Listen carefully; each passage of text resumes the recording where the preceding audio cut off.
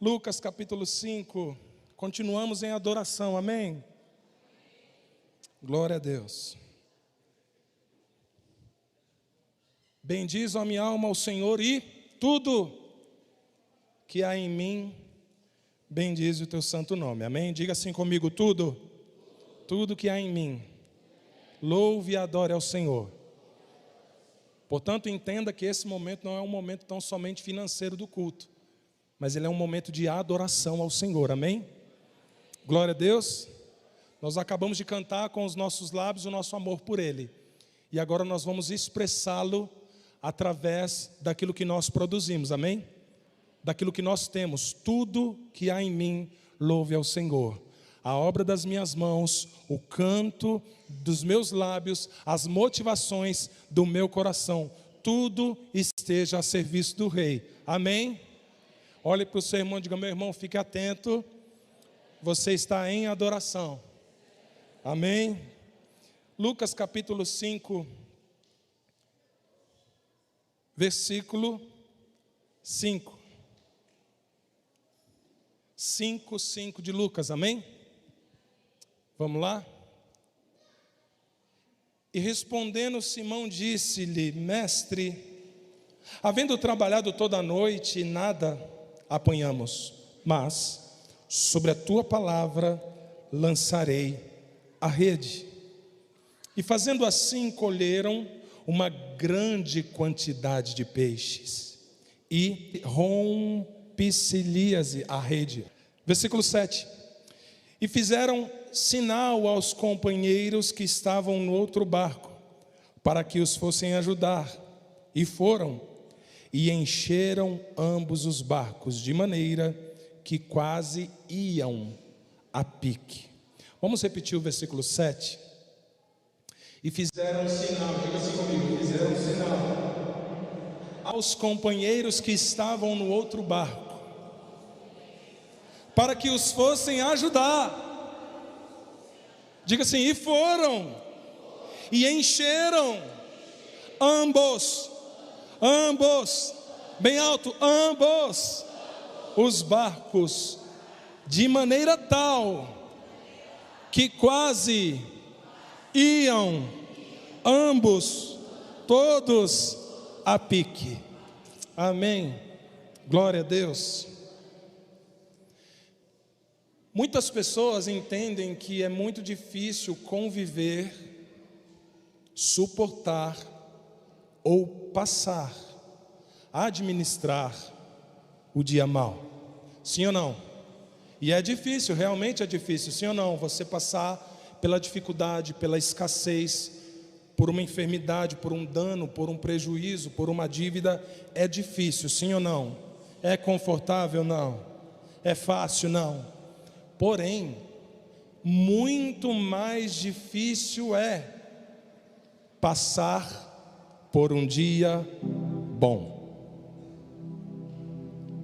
Porque o dia mau me sensibiliza e me coloca diante dele. No dia mau em que eu preciso de socorro, eu estou muito mais propenso a gritar socorro a Deus. Eu estou muito mais sensível a dizer, Senhor, salva-me. Quando Pedro, afundando, disse, Senhor, salva-me. E ele não clamaria, ele não gritaria se não estivesse afundando, e Jesus o salva. O que eu quero dizer com isso é que é muito mais fácil lidar com a dificuldade do que com a bênção. Nós sabemos da história, e Pedro trabalhou a noite toda. Pedro era profissional, Pedro bem sabia o que estava fazendo. E após uma longa noite de trabalho e uma noite frustrante, onde ele investiu trabalhadores, investiu no barco, investiu nas redes, ele se preparou para aquilo e ele não conseguiu nada. E encurtando a história, quando Jesus chega, ele diz, Pedro, faz assim. Pedro, discernindo, entendendo, e esperto, diz, Senhor, eu trabalhei a noite toda, nós não conseguimos nada, mas sobre a tua palavra, porque o Senhor está falando, assim o farei. E a Bíblia diz que Pedro lança a rede mais uma vez, e ela começa a balançar, e começa a ficar pesada, e eles começam a puxar, e os peixes começam a brotar, a brotar, a brotar, a brotar, a brotar, e enche o barco, enche, já não havia mais espaço para ficar de pé, era pescador pisando em cima de peixe, peixe caindo, peixe entrando na roupa, era peixe demais. E aí é que está a chave de Deus para a sua vida, para a minha vida, para o seu coração e para o meu coração. Certamente o barco de Pedro não iria suportar aqueles peixes. Pedro não somente ficaria sem a bênção de uma grande multiplicação de peixes sobre o seu barco, como também poderia perder até mesmo o barco que ele tinha antes do milagre. Mas Pedro entendeu uma coisa. Pedro entendeu uma coisa quando ele começa a chamar quem estava à volta: ei, venham aqui, venham nos ajudar. Essa bênção é muito grande, e sozinho eu posso afundar nessa bênção de tão grande que ela é. Eu preciso dividir isso com vocês. Quem aqui topa fazer um frete? Quer fazer um frete? Quer fazer um frete? Alguém disponível? Alguém para ser abençoado junto comigo? Alguém para dividir esse milagre? Porque é tamanho, o meu barco não suporta esse milagre. A minha vida não é suficiente para administrar esse milagre, e eu preciso de ajuda. Alguém para me ajudar? De repente aponta um barco. Ele diz: então vem, vamos logo, que é muita coisa. E o barco de Pedro já cheio, já transbordando, eles começam a passar para o outro barco, que também vai ficando do mesmo jeito, a um ponto de quase afundarem. Tamanha a glória, a manifestação e o poder de Deus naquele lugar. Se Pedro não tivesse entendido que aquela bênção não era somente sobre ele, mas sobre talvez tantos outros pescadores que também frustraram, não tinham pegado nada, a noite não estava boa, certamente o barco de Pedro não suportaria, ele teria afundado ou perdido os peixes que Jesus entregara em suas mãos. Porque é muito mais difícil lidar com o sucesso do que o fracasso. Porque o fracasso fala daquilo que eu preciso, fala daquilo que eu vou clamar e pedir a Deus, mas o sucesso fala do meu coração, se está nele e se está de quem está ao meu lado. Se eu estou preparado para chamar as pessoas que estão à minha volta para dizer: ei, eu preciso de ajuda, vem comigo, a bênção é grande demais, eu não posso, eu não dou conta só. Ei, querido, entra no meu carro, porque eu não consigo ocupar 5 lugares, eu preciso de mais 4 pessoas para ocupar os bancos do meu carro, porque Deus me deu um banco com carro com 5 lugares e não 1. Eu preciso dividir isso com quem está do meu lado. E esse é o âmago do Evangelho. Deus deu o seu único filho. Deus, Ele amou o seu único filho. Davi, um homem segundo o coração de Deus. Por quê? Porque ele dava a sua vida em favor daquilo que Deus colocara em suas mãos, as suas ovelhas. Dar. O âmago de Deus não é receber, é dar. Será que você está disposto a prosperar a um ponto de não conseguir suportar? E você vai deixar o seu barco afundar, mas você não vai chamar ninguém.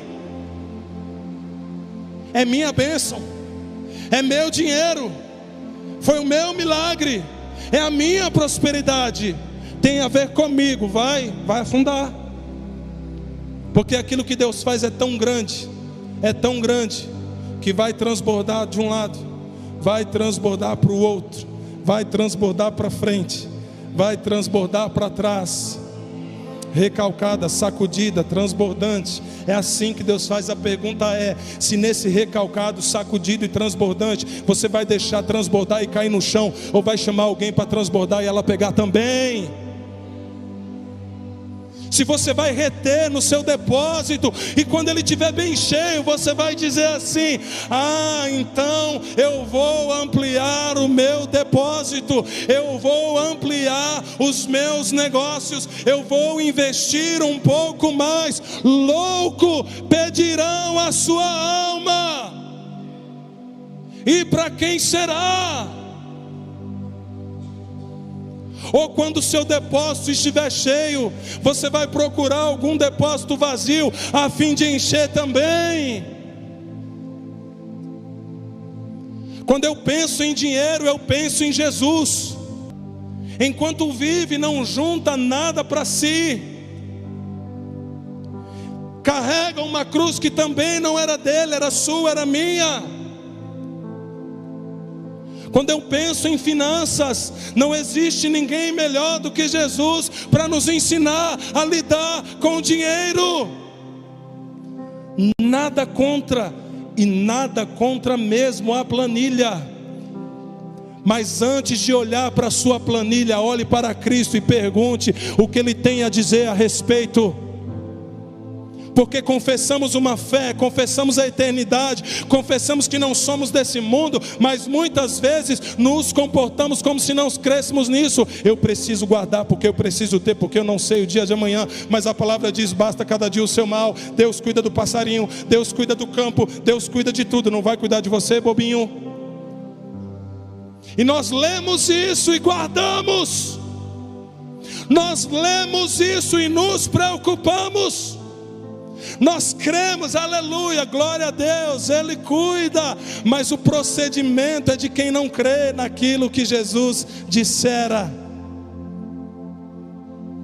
Seja organizado, seja equilibrado, seja sábio, sobretudo, seja sensível à voz de Jesus, a tudo aquilo que Ele colocar na sua mão. Ou você é crente ou você não é. Ou você crê naquilo que lê, ou você não crê naquilo que lê. Que nós tenhamos uma confissão de fé e uma atitude procedente. Uma atitude de quem não ama o dinheiro.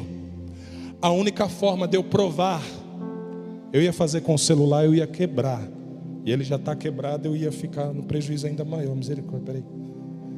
Sabe como é que você diz que não ama o dinheiro?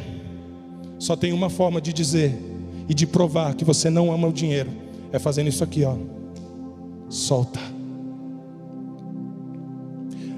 Deus quer encher o teu barco. Deus quer prosperar a tua vida. Mas Ele não quer que, como muitos, não chamaram ninguém para ajudar com a pesca e se perderam na bênção. Ganharam muito dinheiro, juntaram bastante coisa, perderam os filhos. Ampliaram o depósito, perderam o casamento. Conquistaram muitas coisas, aumentaram seus negócios, e todos os dias antes de dormir estão chorando com depressão, porque ganharam tudo e não tem nada. Tem alguém aqui entendendo o que o Espírito Santo diz à igreja no dia de hoje? Tem alguém aqui entendendo que Deus deseja encher o teu barco, abençoar a tua vida, abrir as portas, prosperar o teu caminho, mas que isso não é só você, não é só você que é pescador, tem muito pescador frustrado do teu lado também. E quando Ele te abençoar, quando Ele te contemplar, quando Ele te fizer, você vai ser sensível para falar: precisamos de mais barcos. Mas vai ter que dividir, não importa, meu irmão, precisamos de mais barcos. E no fim da conta, Pedro não usufrui de um peixe sequer. Pedro poderia ampliar os seus negócios. Pedro poderia aumentar a sua carta de clientes. Pedro poderia comprar mais barcos, ter muitos funcionários. E Pedro não usufrui nenhum peixe. Sabe por quê? Porque ele entendeu que muito maior do que aquela pesca foi aquele homem que ordenou para ele: ei, joga a lança, joga a rede do outro lado. Ele entendeu quem o estava chamando. Ele entendeu quem era aquele homem que falou: ei, faz assim. E ele solta tudo para pedir. Eu não sou digno de ser morto como meu Senhor, por favor, faça de cabeça para baixo. Tamanho entendimento de quem o abençoara naquela manhã. Tem alguém aqui entendendo? que aquele que vai encher o teu barco não se compara aos peixes que Ele pode te dar. Ele é muito maior, Ele é muito melhor. Então a palavra de Deus para nós nesse dia: solte, compartilhe, oferte, entregue, mostre para o mundo e para o sistema deste mundo, mostre e amarre Mamon, não com palavras, mas simplesmente soltando, compartilhando, pregando o Evangelho. Porque toda vez que você coloca algo nesse envelope, toda vez que você entra no Pix ou passa o seu cartão e oferta nessa casa, você está contribuindo para a propagação, a pregação do Evangelho. Você está compartilhando aquilo que o Senhor te deu. Você está colocando em outros corações, outros barcos vazios, os mesmos peixes que um dia o Senhor colocou em seu barco. Amém.